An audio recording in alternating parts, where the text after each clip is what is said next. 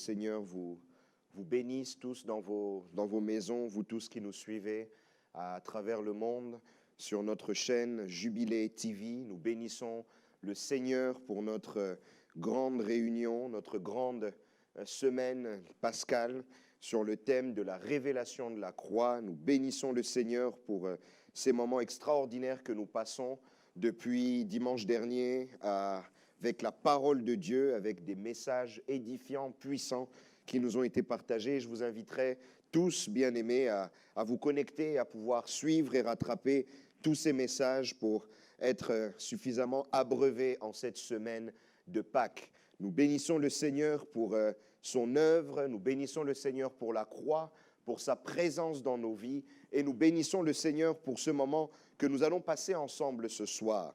Et ce soir, nous allons cheminer ensemble autour d'un thème que le Seigneur a placé dans mon cœur et que j'ai voulu partager avec vous aujourd'hui, le salut par la croix. Et s'il fallait donner un sous-thème à ce message, ce serait de Mara à Zao. De Mara à Zao. Parce que le Seigneur veut faire passer quelqu'un en cette Pâque de Mara à Zao. Et vous comprendrez quelles sont les vérités qui se cachent derrière ces deux mots qui vous paraissent peut-être étranges chez vous, qui êtes connectés ce soir avec nous. Nous bénissons le Seigneur et nous allons lire 3 passages des Écritures qui vont nous permettre de poser le cadre et les contours de ce message. Le premier passage sera dans Exode, chapitre 15, verset 22 au verset 25. Le deuxième passage sera dans 1 Corinthiens, chapitre 1er, verset 18. Et le troisième sera dans 1 Corinthiens, chapitre 1er, verset 22 et 23. Je lis au nom du Seigneur, Exode 15, 22 à 25. La parole de Dieu dit ceci. Moïse fit partir Israël de la mer Rouge. Ils prirent la direction du désert de Chour, et après 3 journées de marche dans le désert, ils ne trouvèrent point d'eau. Ils arrivèrent à Mara, mais ils ne purent pas boire l'eau de Mara parce qu'elle était amère. C'est pourquoi ce lieu fut appelé Mara. Le peuple murmura contre Moïse en disant « Que boirons-nous » Moïse cria à l'Éternel, et l'Éternel lui indiqua un bois qu'il jeta dans l'eau, et l'eau devint douce. Ce fut là que l'Éternel donna au peuple des lois et des ordonnances, et ce fut là qu'il le mit à l'épreuve. 1 Corinthiens 1, 18, la Bible dit ceci, « Car la prédication de la croix est une folie pour ceux qui périssent, mais pour nous qui sommes sauvés, elle est une puissance de Dieu. » Et les dernières lectures, 1 Corinthiens 1, 22 et 23, la Bible dit ceci, « Les Juifs demandent des miracles et les Grecs cherchent la sagesse. Nous prêchons Christ crucifié. Scandale pour les Juifs et folie pour les païens. » Bien-aimés dans le Seigneur, notre thème du jour est le salut par la croix, de Mara à Zao. Nous voulons passer de Mara à Zao. Je veux que ta vie puisse passer de Mara à Zao. Dans Exode 15, 22 et 25, nous sommes dans un chapitre ou un passage clé de l'histoire d'Israël. Le peuple de Dieu vient de sortir d'Égypte et ils viennent de passer un moment de victoire extraordinaire. Ils viennent de traverser la mer Rouge à pied sec et ont vu leur adversaire égyptien complètement englouti dans l'eau. L'Éternel leur a donné une grande victoire. Oui, Myriam, la sœur de Moïse, vient juste de chanter un cantique extraordinaire dans le même chapitre, un cantique de louange pour dire merci au Seigneur. Mais parce que, bien-aimés, ils quittaient l'Égypte et ils rentraient dans le désert, voici que les premiers combats, oui, venaient les challenger, venaient les affronter, venaient les défier. Et après 3 jours de marche dans le désert, ils viennent à manquer d'eau, à avoir soif. Ils viennent de vivre leur première crise dans leur longue marche dans le désert qui allait durer 40 ans. Bien-aimés dans le Seigneur, nous savons tous que dans le désert, il fait très chaud. Et il arrive un moment où Lorsqu'il fait très chaud, on a tout simplement envie de boire. Et lorsqu'ils ont vu ces sources de Mara ont probablement suscité beaucoup d'espoir. Bien-aimés, lorsque vous avez soif, bien-aimés, et que vous voyez un point d'eau, lorsque vous voyez une bouteille d'eau, bien-aimés, la soif devient encore plus forte. Et l'envie de boire se fait pressante. Et probablement les enfants d'Israël, à ce moment précis, ont béni l'Éternel de rencontrer et de croiser cette source de Mara. Mais bien-aimés dans le Seigneur, Mara, qui était un espoir et une source d'action de grâce, s'est transformée en une profonde désillusion. Parce que, bien-aimé, Mara, cette source, oui, qui était comme une solution, devint elle-même un problème. Parce que Mara était profondément amère. L'eau de Mara ne pouvait pas être bue. L'eau de Mara était impropre à la consommation. Et le mot Mara veut tout simplement dire amer, amertume. Une eau que l'on ne pouvait pas boire, une eau qui avait un goût désagréable. Bien-aimé dans le Seigneur, l'eau de Mara était une eau qui était complètement impropre à la consommation. Et bien-aimé dans le Seigneur, ce que Mara nous enseigne, c'est tout simplement, bien-aimé, la vie de l'homme. Mara, c'est la vie amère, c'est la vie qui n'a pas de sens, c'est la vie qui n'a plus la bonne saveur.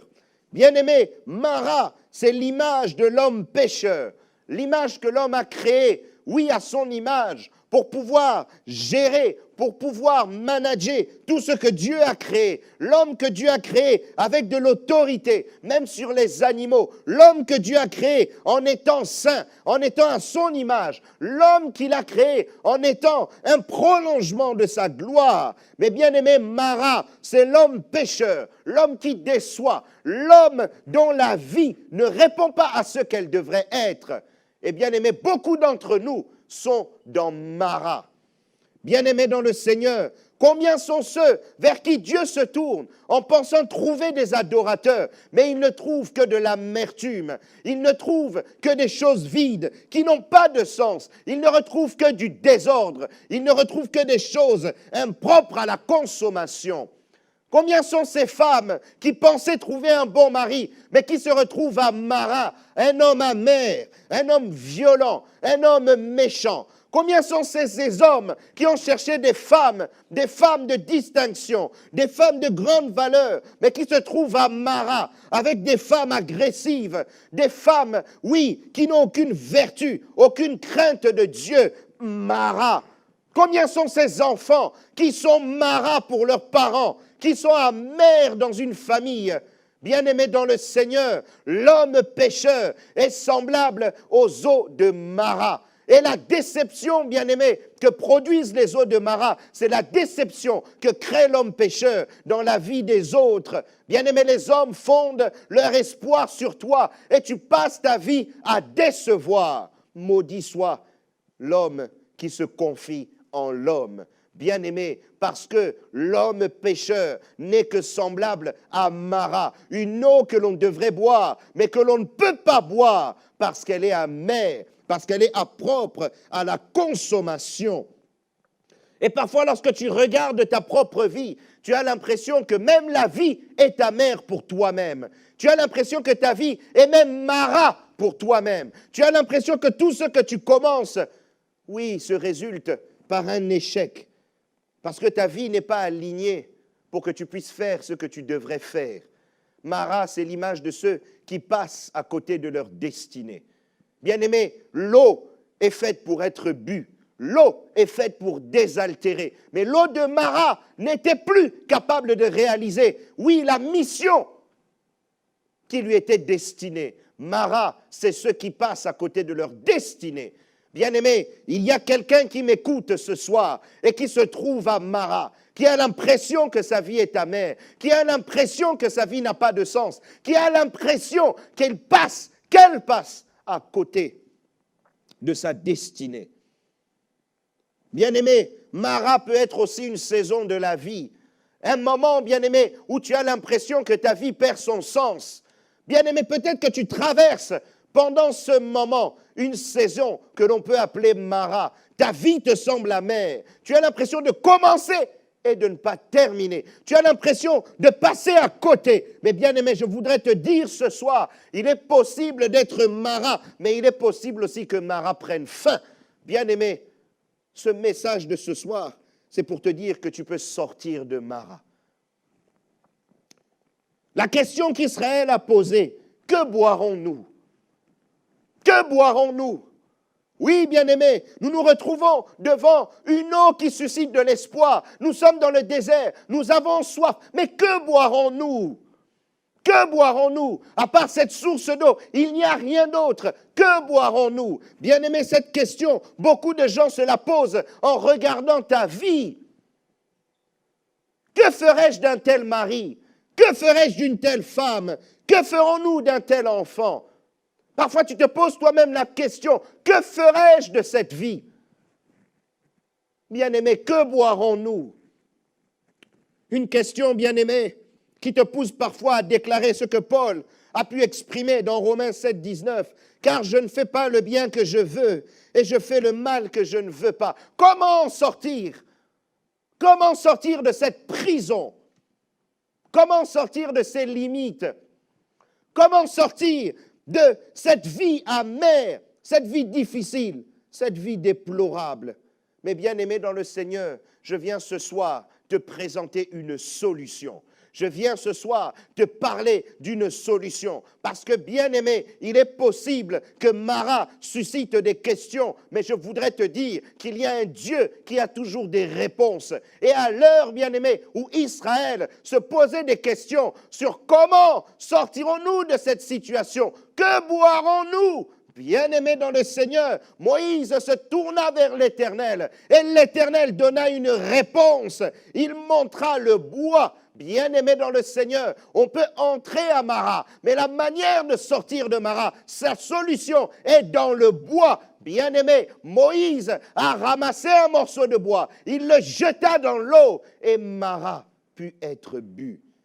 Bien-aimé, je voudrais te dire, il est possible d'entrer à Mara, mais Dieu a une solution pour sortir de Mara. Et la solution se trouve dans le bois. Bien-aimé, j'imagine qu'au moment où le problème est arrivé, Moïse, bien-aimé, s'était posé des questions. Probablement, il y a eu des experts qui sont arrivés. Probablement, il y a eu des personnes bien pensantes qui ont voulu donner des conseils à Moïse. Bien-aimé, les scientifiques ont pu se lever. Les hommes de calcul, les hommes de raisonnement. Oui, cette eau a telle propriété scientifique.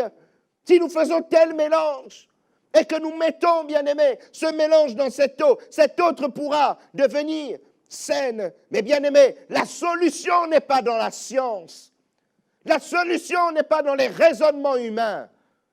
Bien-aimé, les experts auraient pu sortir, qu'ils n'auraient pas trouvé la solution. La solution n'était pas dans l'expertise, mais la solution était dans le bois. Bien-aimé dans le Seigneur, dans le passage que nous avons lu, dans 1 Corinthiens 22 et 23, la Bible dit, les Juifs demandent des miracles et les Grecs cherchent la sagesse. Nous, nous prêchons Christ crucifié. Bien-aimés dans le Seigneur, les Juifs de l'époque cherchaient uniquement les miracles, les choses qui frappaient aux yeux, les choses qui paraissaient surnaturelles, au point même de passer dans le cultisme, au point même de s'adonner à l'ésotérisme, au mysticisme. Bien-aimés dans le Seigneur, on nous parle dans Actes des Apôtres des fils de Sceva qui pratiquaient la magie, qui pratiquaient l'occultisme. C'était une pratique courante parce qu'ils cherchaient le miracle au mauvais endroit. Bien-aimé, la solution, ce n'est pas dans la magie, ce n'est pas dans l'occultisme. Peut-être que tu me suis ce soir et on t'a fait boire des breuvages. Peut-être que tu me suis ce soir et on t'a ramené rencontrer des féticheurs. Peut-être que tu me suis ce soir, on t'a ramené vers un voyant. Je voudrais te dire,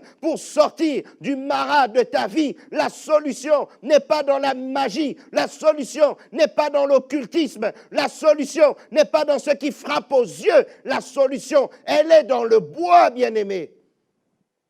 Les Grecs de l'époque, bien-aimés, Ne cherchez que la sagesse, c'est-à-dire la philosophie, les raisonnements, les pensées. Bien-aimés dans le Seigneur, certains d'entre nous sont enfermés dans les pensées, les calculs humains, les raisonnements, les philosophies. Oui, bien-aimés, la philosophie ne te sauvera pas. Bien-aimé dans le Seigneur, le salut n'est pas dans les raisonnements, dans les calculs, dans l'intelligence. Bien-aimé, ton intelligence est vaine. Et bien-aimé dans le Seigneur, la solution est dans le bois. La solution est dans le bois. Je voudrais dire à quelqu'un, sors des calculs, sors du raisonnement, sors de l'intelligence humaine. Sors, bien-aimé, de toutes ces choses. Tu tournes en rond depuis des années et tu es toujours à Mara. Et tu es toujours dans l'amertume. Et tu es toujours dans une vie qui ne change pas. Mais ce soir, je me lève comme un prophète.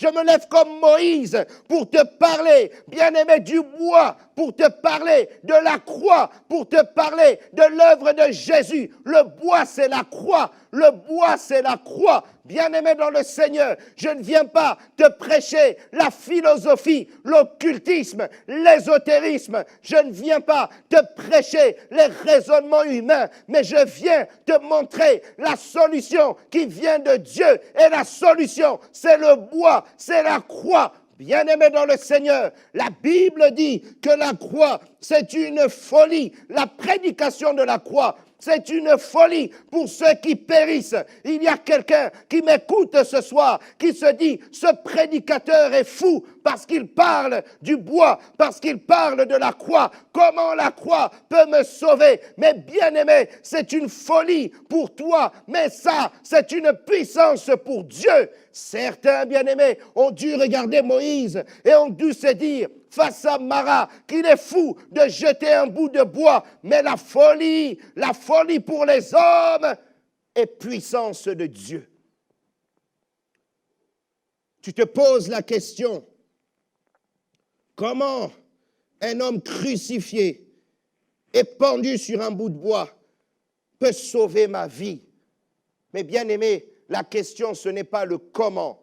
La question se réside juste que c'est la réponse de Dieu. Bien-aimé, c'est la réponse de Dieu. La réponse de Dieu pour tous les hommes, c'est le bois, c'est la croix. C'est le bois, c'est la croix de Jésus. Et lorsque la croix de Jésus arrive, Mara s'arrête. Si tu veux sortir de Mara, bien-aimé, passe par la croix. Comme un prophète, je viens me lever pour te montrer le bout de bois. Comme Moïse, je viens me lever pour lever le bois et rentrer le bois dans ta vie. À travers cette prédication, que la croix rentre dans ta vie et que tu sortes de l'amertume. Mais bien aimé, pourquoi la croix? Je partagerai avec toi 5 points pour te montrer la puissance du salut par la croix. Le premier point, c'est que sur la croix, Jésus a porté nos malédictions et nous a rattachés à la bénédiction d'Abraham. Galates 3, versets 13 à 14. La Bible dit ceci, dans la version second 21. Christ nous a rattachés de la malédiction de la loi en devenant malédiction pour nous, puisqu'il est écrit, tout homme pendu au bois est maudit. Et Christ a été pendu au bois. C'est ainsi qu'en Jésus-Christ, la bénédiction à Abraham touche aussi les non-juifs et que nous recevons par la foi l'Esprit qu'il avait promis. Bien-aimés, c'est par la croix que nous sommes passés de la malédiction à la bénédiction. Par la croix, nous passons, oui, d'une vie maudite à une vie bénie. Et la bénédiction d'Abraham vient affecter nos vies. Si tu passes par la croix, tes malédictions vont tomber. Le deuxième point, il a porté nos douleurs, nos maladies et notre châtiment. La Bible dit dans Ésaïe 53, 4 à 5, « Cependant, ce sont nos souffrances qu'il a portées, c'est de nos douleurs qu'il s'est chargé, et nous l'avons considéré comme puni, frappé de Dieu et humilié. Mais il était blessé pour nos péchés, brisé pour nos iniquités. Le châtiment qui nous donne la paix est tombé sur lui. C'est par ses meurtrissures que nous sommes guéris. Oui, si ta vie est devenue amère, oui, par la maladie, bien-aimé dans le Seigneur, par la maladie, bien-aimé, je voudrais te dire que sur la croix, il y a un homme qui a porté sur le bois, il a porté tes maladies et il a été meurtri, oui, afin que tu sois guéri. Et le châtiment qui te donne la paix est retombé sur lui dans le bois. Le troisième point, il a effacé nos condamnations et dépouillé les dominations. Colossiens 2, 14 et 15. La Bible nous révèle ceci. Il a effacé l'acte dont les ordonnances nous condamnaient et qui subsistait contre nous. Il l'a détruit en le clouant à la croix, en le clouant au bois, bien-aimé. Il a dépouillé les dominations, les autorités et les a livrées publiquement en spectacle, en triomphant d'elles par la croix. Bien-aimé dans le Seigneur, je te prêche la croix parce que Jésus a vaincu les dominations, les autorités, les puissances des ténèbres. Bien-aimé, peut-être que ta vie est amère à cause des oppressions démoniaques, des chaînes sataniques. Ta vie est amère parce que tu es menacé par les sorciers. Mais je voudrais te dire, bien-aimé, que lorsque tu passes par la croix, les menaces du diable s'arrêtent parce que le diable a été vaincu par la croix. Point 4, bien-aimé, il a vaincu le péché. Romains 6, 6, la Bible révèle ceci. Sachant que notre vieil homme a été crucifié avec lui, afin que le corps du péché fût détruit, pour que nous ne soyons plus esclaves du péché.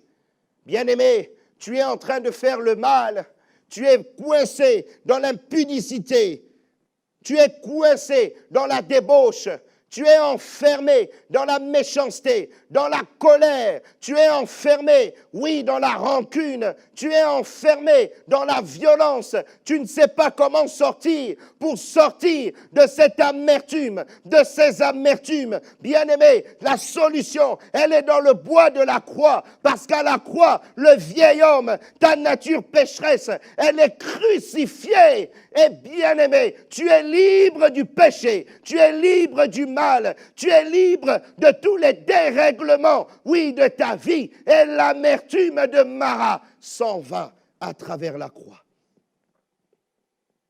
Et bien-aimé, le dernier élément, et le cinquième, c'est que quiconque regarde à la croix est sauvé.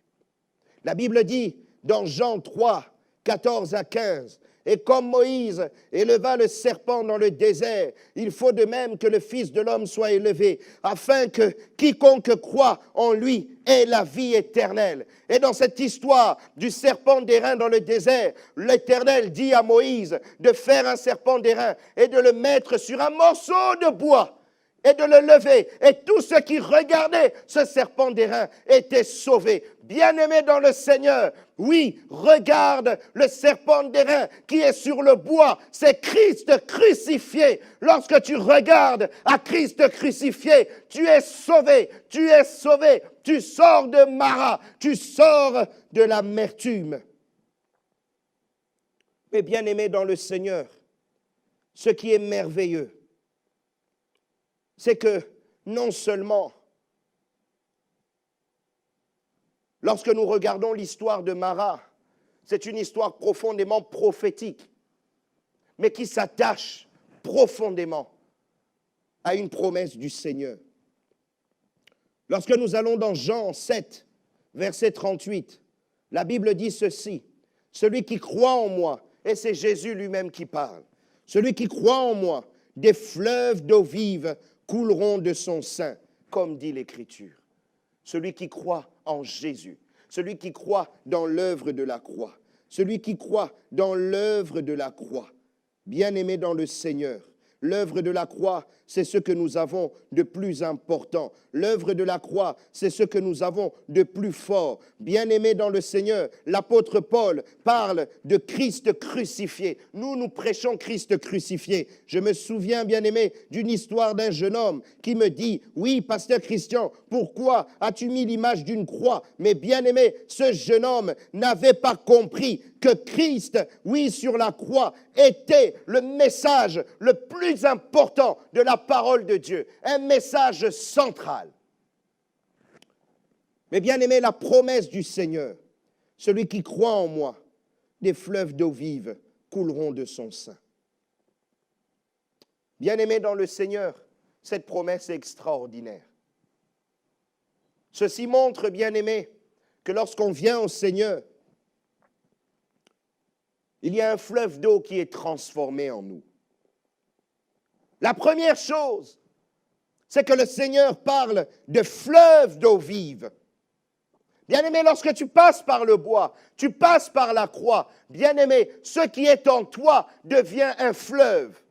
La Bible ne nous parle pas de la taille de ces eaux de Mara, mais Mara n'était probablement pas un fleuve, n'était probablement qu'un petit point d'eau. Mais bien aimé, lorsque tu passes par la croix, le Seigneur te promet des fleuves d'eau vive. Derrière le mot fleuve se cache la notion d'abondance, la notion de beaucoup, la notion du volume. Bien aimé dans le Seigneur, si tu es dans un volume de malheur et d'amertume, le Seigneur peut te faire passer dans une abondance de bénédictions à travers les fleuves d'eau vive qu'il promet. La Bible dit ceci dans Ésaïe 59. Oui, quand l'ennemi viendra comme un fleuve, l'Esprit de l'Éternel le mettra en fuite. Ça veut dire, même si le diable se lève comme un fleuve, il va trouver un fleuve plus grand que lui. Et lorsque tu passes par le bois de la croix, tu deviens un fleuve plus grand que tes adversaires. Quelque part, le psalmiste dira, un flot appelle un autre flot. Bien-aimé, tu commences à vivre le flot qui appelle un autre flot à travers le bois. Mais cette eau que promet le Seigneur, ce n'est pas n'importe quelle eau. La Bible nous dit des fleuves d'eau vive. Et le mot vive est traduit par zao en grec. Le mot vive est traduit par zao, Z-A-O, de Mara à Zao. Et bien aimé, le Seigneur nous fait passer de Mara à Zao. Mara, l'eau amère, au fleuve d'eau vive. Bien-aimé, l'eau vive, qu'est-ce qui se cache comme mystère derrière ce mot Zao? Il y a 4 vérités qui s'attachent, bien-aimé, au mot Zao. 4 vérités qui s'attachent à Zao. La première vérité, Zao veut dire vivre, respirer et être parmi les vivants. Ceci veut dire, bien-aimé, que lorsque tu passes par le bois, tu passes de la mort à la vie. Tu passes de la mort à la vie. Bien-aimé, les fleuves d'eau vive que promet le Seigneur, cela permet de passer de la mort éternelle, de la condamnation. Bien-aimé, la Bible dit, tous ont péché et sont privés de la gloire de Dieu. La Bible dit, le salaire du péché, c'est la mort. Mais bien-aimé, oui, l'Éternel, le Seigneur, le Fils de Dieu, nous donne le don gratuit de la vie. Et les fleuves d'eau vive de Zao, c'est le salut éternel, le salut de l'âme, c'est le royaume des cieux. Tu passes de la mort éternelle, l'enfer, au royaume. Tu es un citoyen de l'enfer. Et si tu passes par le bois de la croix, tu deviens un citoyen du royaume. Jean dira qu'il nous a donné le pouvoir de devenir enfants de Dieu. Bien-aimé, la Bible dit dans le livre de 1 Jean, celui qui a le Fils a la vie, celui qui n'a pas le Fils n'a pas la vie. Bien-aimé dans le Seigneur, les grandes eaux, passer à Zao, c'est avoir la vie éternelle. La vie qui ne s'arrête pas. Alléluia. La vie qui ne s'arrête pas. Je voudrais te dire, bien-aimé, qu'il y a un royaume qui t'attend, qui vaut plus que tout ce que nous pouvons avoir dans ce monde. Et la Pâque, la croix, l'œuvre de Jésus, c'est pour te donner accès au royaume des cieux. Bien-aimé, tu n'es pas né pour être condamné, mais tu es né pour être sauvé. Mais le salut passe par la croix. La deuxième vérité qui se cache derrière le mot Zao, c'est apprécier la vraie vie, avoir la vraie vie, une vie digne de ce nom. Bien-aimé, cette deuxième vérité nous parle de la vie ici-bas terrestre, une vie digne de ce nom. Bien-aimé, le Seigneur veut te faire passer d'une vie médiocre et amère à Zao, la vie, bien-aimé, de Mara, à la vie de Zao, la vie, bien-aimé, malheureuse, triste, la vie morne et vide à la vraie vie, la vie en Christ. La vie dans la paix, la vie dans la joie, la vie dans le repos, la vie dans le bonheur. Bien-aimé, il y a un bonheur pour toi. Tu n'es pas né pour souffrir, tu n'es pas né pour pleurer. Mais bien-aimé, le Seigneur veut te ramener à travers la croix à Zao. Là où il y a la vraie vie, la bonne vie, la bénédiction d'Abraham, le véritable épanouissement. Bien-aimé, si tu as l'impression de traverser une petite saison de Mara, je voudrais te dire, toi qui es en Christ, accroche-toi, parce que Zao n'est pas loin. Tu vas apprécier la vie. Je voudrais dire à quelqu'un qu'il va apprécier la vie. Bien-aimé dans le Seigneur, accroche-toi à cette parole. Tu vas apprécier la vraie vie. Parce que dans le Seigneur, il y a une vie digne de ce nom. La troisième vérité, c'est avoir une puissance vitale en soi et l'exercer sur son âme. Avoir une puissance vitale en soi. Ceci veut dire que non seulement j'ai une bonne vie, non seulement j'ai une vie équilibrée, j'ai une vie épanouie, j'ai une vie, oui, bénie, mais je suis capable de la transmettre aux autres. Et partout où je viens, je deviens un canal de bénédiction, un canal de vie. Je voudrais dire qu'il y a quelqu'un qui est en train, dans son cœur, de passer de Mara à Zao et qui devient un canal de bénédiction pour les autres. Peut-être que tu avais été un canal de larmes pour ta famille, un canal de tourment. Peut-être que tu te demandes comment je peux devenir un canal de bénédiction. Bien-aimé comme Moïse, je te montre la croix. Et bien-aimé, lorsque tu passes par la croix, tu te mets à avoir une puissance vitale en toi et tu la communiques aux autres. Tu communiqueras la vie d'enfants turbulents, de voyous, de bandits. Tu seras la fierté de ta famille. Je prophétise sur quelqu'un. Oui, il y a quelqu'un qui me suit ce soir. Oui, qui va passer, oui, par une transformation extraordinaire chez toi, dans ta maison. Si tu crois que cette parole est pour toi, tu peux crier Amen. Alléluia. Et le quatrième point, ou la quatrième vérité, c'est la métamorphose.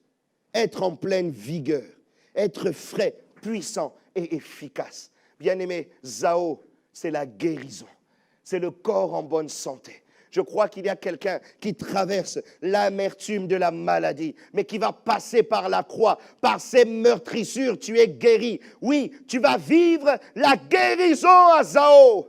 Tu vas passer de Mara, la maladie, même si elle est incurable, même si on t'a dit que tu ne mourras, que tu ne vivras pas. Je le déclare, je le prophétise sur ta vie. Oui, tu vas passer par la croix et tu vas vivre. Et tu vas vivre la guérison venant de Dieu. Ton corps va devenir puissant, efficace. Tu avais perdu la fraîcheur, tu vas la retrouver à Zao, à travers la croix. Bien-aimé, tu es le torrent de Dieu. Lorsque tu viens en Christ, tu es le torrent de Dieu. Et je crois que ces grandes eaux vont couler dans ta famille. Je crois que, oui, ce qui était mort dans ta famille va revivre parce que tu passes par la croix. Oui, bien-aimé, je crois que ce qui était mort dans ton mariage va revivre parce que tu passes par la croix. Oui, j'aimerais bien, oui, qu'un homme, qu'une femme chez lui crie Amen parce qu'il y a quelque chose qui va changer dans sa vie, dans sa famille, dans sa maison. Il va apporter la vie partout où il va aller, parce qu'il est passé par la croix et il est à Zao. Et quand tu es à Zao, les grandes eaux redonnent la vie à tous ceux qui étaient morts. Cette parole touche ton cœur. Je voudrais que l'on prie ensemble. Parce que comme Moïse, je voudrais jeter le bois sur ta vie. Parce qu'il y a un Dieu qui veut te faire passer, oui, de Mara à Zao. Il y a un Dieu qui veut te ramener à Zao, là où la vie est abondante, là où la vie est transformée. Si cette parole a touché ton cœur, nous pouvons prier ensemble. Tu peux incliner ta tête chez toi à la maison et nous pouvons prier. Père éternel, en cette saison de Pâques, je voudrais prier pour mon frère, pour ma sœur. Et je voudrais jeter le bois de la croix sur les vies ce soir. Que des bien-aimés passent par la croix, passent par ton œuvre, soient crucifiés avec toi pour mieux ressusciter dans une vie nouvelle.